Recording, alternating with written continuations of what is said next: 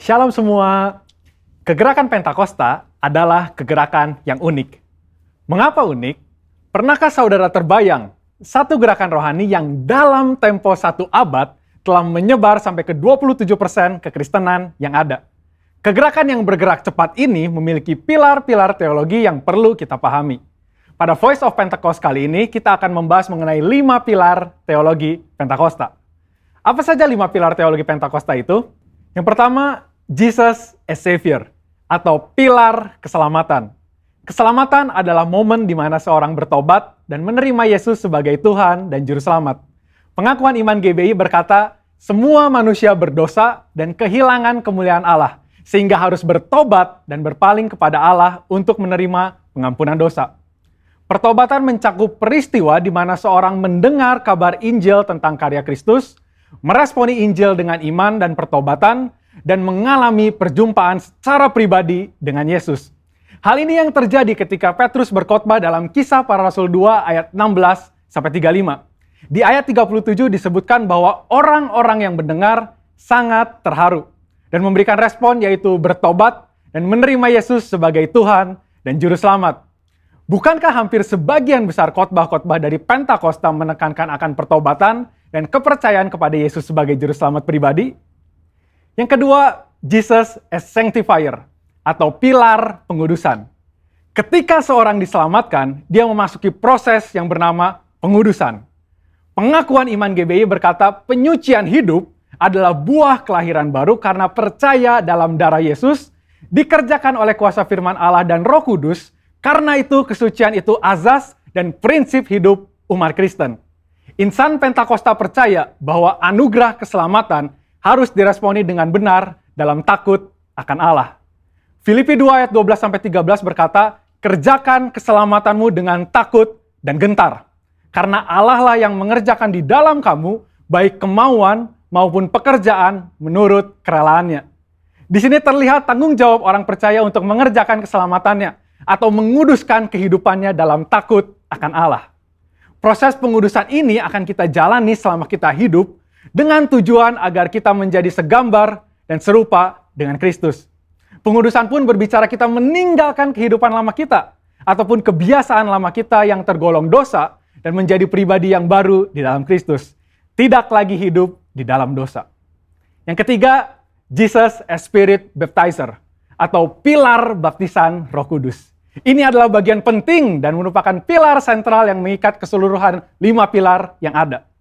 Baptisan Roh Kudus yang dimaksud adalah baptisan yang dialami setelah seorang lahir baru, sebuah pengalaman yang juga bisa disebut sebagai kepenuhan roh, pencurahan roh, dan menerima Roh Kudus. Tanda awal seorang dibaptis oleh Roh Kudus adalah dia berkata-kata dalam bahasa roh sebagaimana yang diilhamkan oleh Roh Kudus. Baptisan Roh Kudus akan menghasilkan dampak secara internal maupun eksternal.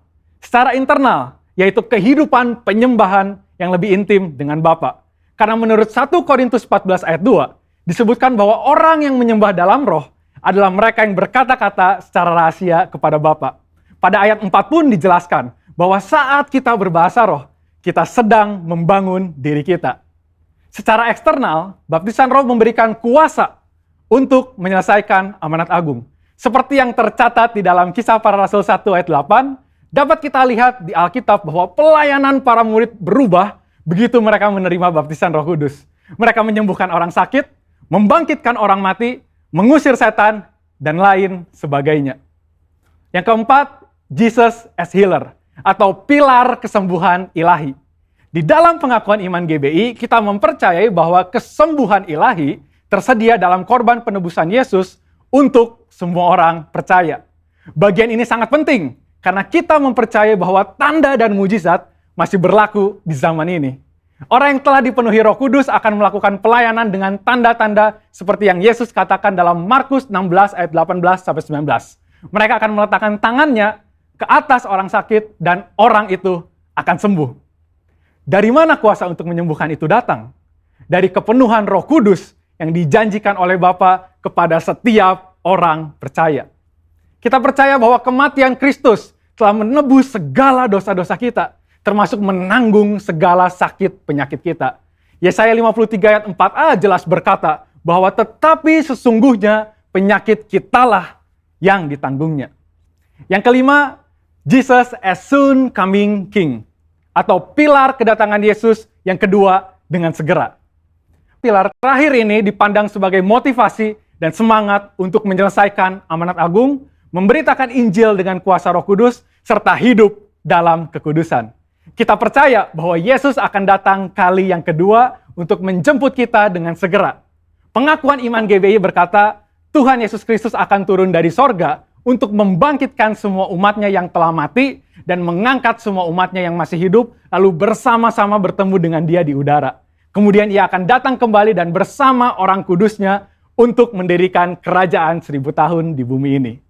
Kita percaya kedatangan Yesus untuk yang kedua kalinya untuk menjemput mempelainya yang masih hidup, atau biasa disebut rapture ini, akan terjadi secara tiba-tiba dan tanpa seorang pun tahu kapan waktunya. Ketidaktahuan kapan Yesus akan datang inilah yang akan mendorong setiap kita untuk dapat mempersiapkan diri sebaik-baiknya dan tetap hidup dalam integritas. Saya percaya pemahaman ini membawa kita semakin semangat di dalam menyelesaikan amanat agung dengan api Pentakosta ketiga. Saudara, untuk penjelasan lebih lengkapnya dari tim teologi kami, jangan lupa buka link yang ada di atas atau scan QR Code yang tersedia. Salam integritas, Tuhan Yesus memberkati.